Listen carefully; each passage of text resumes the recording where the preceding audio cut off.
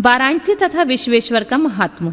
सूत जी कहते हैं, मुनीश्वरों, मैं संक्षेप में ही वाराणसी तथा विश्वेश्वर का परम सुंदर महात्मा का वर्णन करता हूँ। सुनो। एक समय की बात है कि पार्वती देवी ने लोकहित की कामना से बड़ी प्रसन्नता के साथ भगवान शिव से आभिमुक्त क्षेत्र और आभिमुक्त लिंग का महात्मा पूछा। तब परमेश्वर शिव ने कहा, यह वाराणसी पुरी सदा के लिए मेरा गुहातम क्षेत्र है और सभी जीवों की मुक्ति का सर्वथा हेतु है।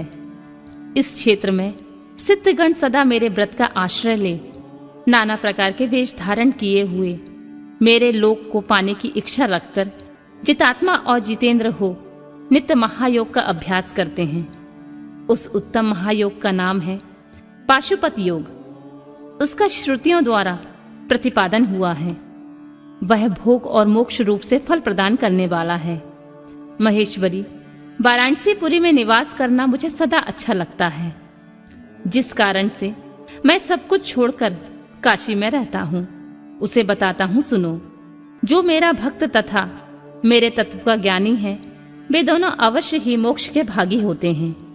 उसके लिए तीर्थ की अपेक्षा नहीं है। विहित और अविहित दोनों प्रकार के कर्म उनके लिए समान हैं। उन्हें जीवन मुक्त ही समझना चाहिए। वे दोनों कहीं भी मरें, तुरंत ही मोक्ष प्राप्त कर लेते हैं। यह मैंने निश्चित बात कही है। सर्वोत्तम शक्ति देवी उमे, इस परम उत्तम आभिमुक्त तीर्थ में जो विशेष बात है, उसे तुम मन लगाकर सुनो। सभी वर्ण और समस्त आश्रमों के लोग, चाहे वे बालक, जवान या बूढ़े, कोई भी क्यों ना हो, इस पुरी में मर जाएं तो मुक्त ही हो जाते हैं। इसमें संशय नहीं है। स्त्री अपवित्र हो या पवित्र, कुमारी हो या विवाहिता, विधवा हो या बंध्या, रसज्ज्वला प्रसूति, संस्कारहीना जैसी तैसी कैसी भी क्यों ना हो, यदि इस क्षेत्र में मरी हो तो अवश्य मोक्ष की भागनी होती है। इसमें संदेह नहीं है।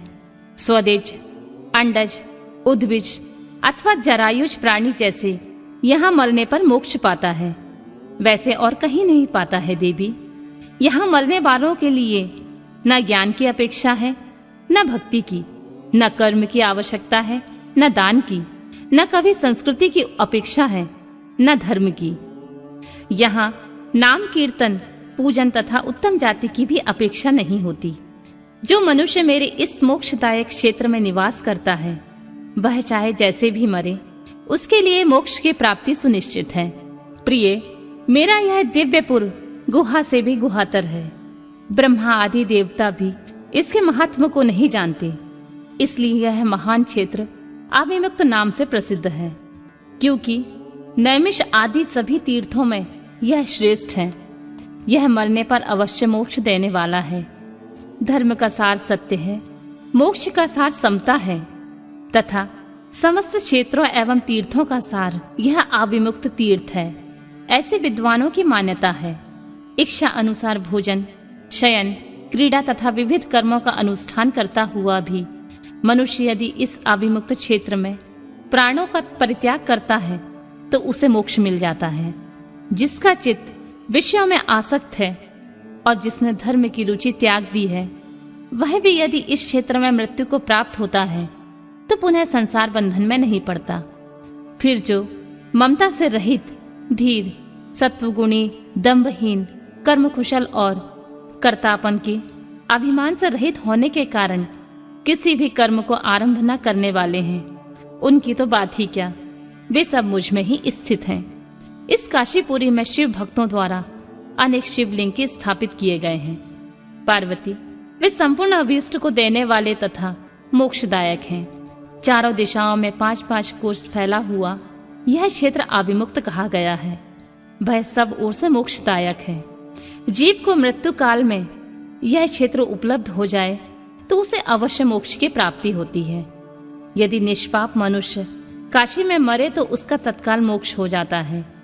जो पापी मनुष्य मरता है वह काय विहू को प्राप्त होता है। उससे पहले यातना का अनुभव करके ही पीछे मोक्ष की प्राप्ति होती है। सुंदरी, जो इस आभिमुक्त क्षेत्र का पातक करता है, वह हजारों वर्षों तक भैरवी यातना पाकर पाप का फल भोगने के पश्चात ही मोक्ष पाता है। शतकोटि कल्पों में भी अपने किए हुए कर्म का क्षय नहीं होता है। जीव को अपने द्वारा किए गए शुभाशुभ कर्म का फल अवश्य ही भोगना पड़ता है। केवल अशुभ कर्म नरक देने वाला होता है। केवल शुभ कर्म ही स्वर्ग की प्राप्ति कराने वाला होता है तथा शुभ और अशुभ दोनों कर्मों से मनुष्य योनि की प्राप्ति बताई गई है। अशुभ कर्म की कमी और शुभ कर्म की अधिकता होने पर उत्तम जन्म प्राप्त होता है। शुभ कर्म की कमी और अशुभ कर्म की अधिकता होने पर यहाँ अधम जन्म की प्राप्ति होती है। पार्वती, जब शुभ और अशुभ दोनों ही कर्मों का समान क्षय होता है तभी जीव को सच्चा मोक्ष प्राप्त होता है।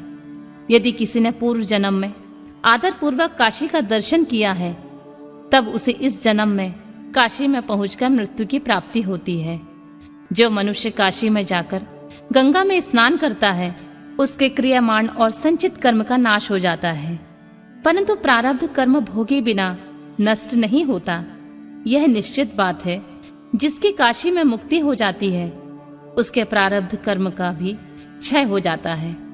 प्रिय, जिसने एक ब्रह्मांड को भी काशीवास करवाया है वह स्वयं भी काशीवास का अवसर पाकर मोक्ष लाभ करता है।